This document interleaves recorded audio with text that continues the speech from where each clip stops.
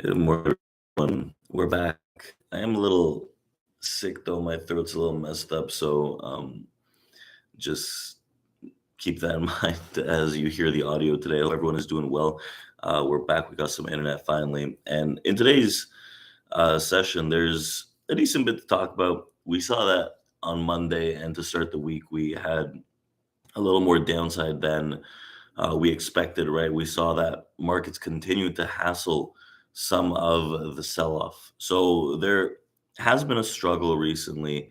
We saw this was driven by a lot of the Fed events and the Fed speakers. And we have a lot of Fed speakers throughout, not only today, but the remainder of the week. So the S&P, again, on Monday, we closed at a low, at a 2022 low at about 3,655 or so. But RBC Capital Markets argued that the index should shed another roughly 4%, while other financial institutions talked about even further downside. So there are a lot of downsides in in a lot of banking expectations. A 63% contraction similar to the 1970s would take the PE ratio down to 14x, which would imply a move down to 3050, right? There are expectations that we see 3200 before we start seeing market rallies. There are expectations that we see 3600, 3400. So anywhere between 3000 and 3400 in the S&P seems to be a target to the downside for a lot of the big institutions. Now, to talk more about that, right? Currencies and FX are a big part of the market, and they do have a lot of sway in how markets generally move. And just like that, we do have a lot of eyes on the US dollar, which has been making a lot of subsequent upside moves. But this morning, we saw a little bit of a push down, which seems more like a one-day reprieve after jumping in the previous session. The greenback general strength is expected to continue. We've seen that the sterling rate, the GBP, the pound sterling got destroyed at an all-time low yesterday. We saw that the greenback, the US dollar has been making decade-long highs. And the Bank of England's Governor Andrew Bailey ruled out an emergency hike in rates between meetings. And in addition, the People's Bank of China said it's raising risk reserve requirements for banks involved in forward foreign exchange trading from 20%, to 20% from 0%.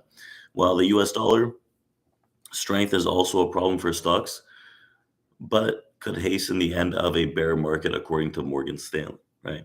So, in terms of the crisis, the recent move in the US dollar has created an untenable situation for risk assets that historically has ended in a financial economic crisis, or both equity strength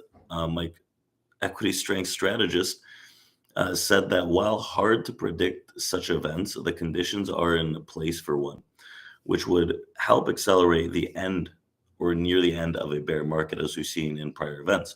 In the meantime, we're convinced that the eventual low for the S&P is going to be coming later this year in between 3,000 and 3,400. So it's a wider range, and a lot of financial institutions are targeting that area. Now, there's a lot of target for October being a terrible month, which is coming up. And that is generally the case, right? Seasonality in October, especially around events like these, do tend to be very cataclysmic. But we also have the fact that in 2023, the expectation for rate hikes has continued, right? There's no expectation for rate hikes in themselves.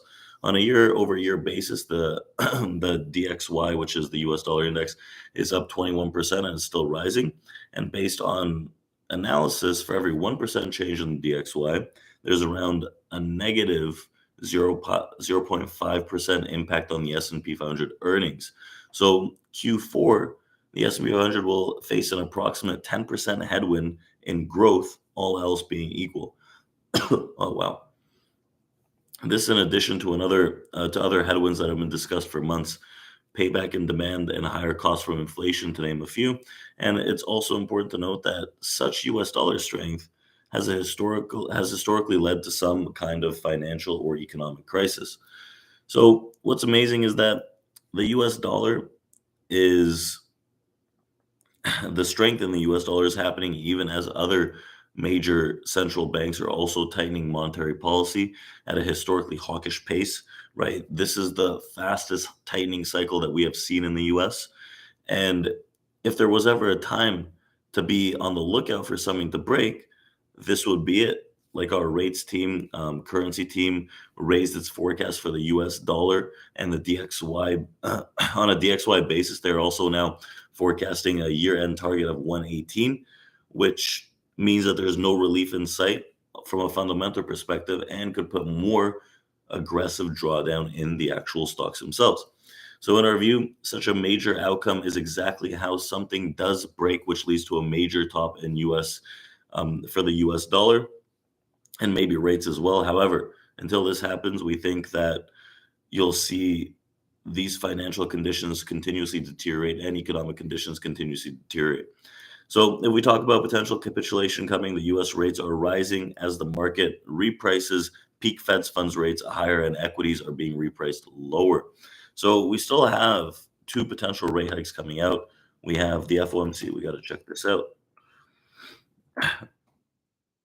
Check out the FOMC. We got the meeting minutes coming up next month, I believe, in November and then in December. So, this November, we have an expected 65% chance of a 75 base point hike, naturally, right? No real price in a 100 base point hike. And the expectations for rates to be 425 to 450 by the end of the year are 67%, which is pretty freaking high, right?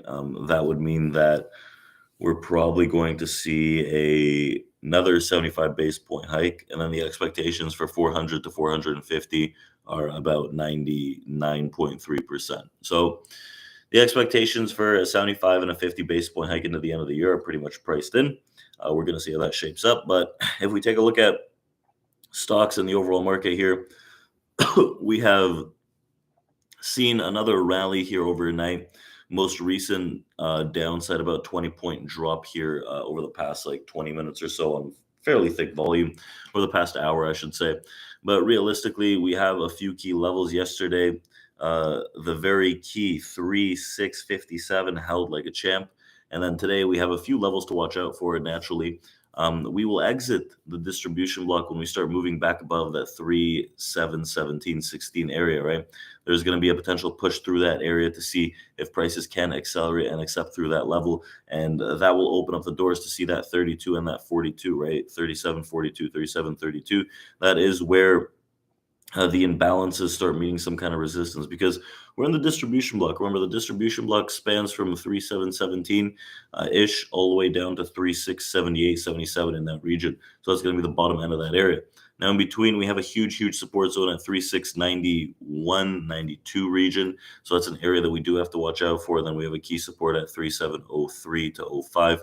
But I am going to be a little more active to see how we move at that 37.17, right? If we can start accepting above that level, if we cannot, right, those rejections we're going to keep within that distribution. Could be a little more sideways action like we saw yesterday, because yes, although yesterday we did lead into some downside into the end of the day, overall, right, we rallied in the morning, got crushed in the afternoon, and contributed to more of a sideways day. So it's something that I'm going to be watching for today. I laid out the levels, and let's just see how this shapes up. I am still looking to see if we can see that 37.42 region, so we can potentially top out, open up some more shorts in that level. But I can see a little more of a pop coming into Wednesday. Again, we do have Fed speakers coming out throughout the week, and that is something that we all have to be cautious of and watch for, because it is going to affect how these markets do move. So let's see what we get from there. Let's open up the trading rooms, and I'll see you guys there. I'll see you guys tomorrow, and take care. Have a happy trading day, and stay patient, stay diligent.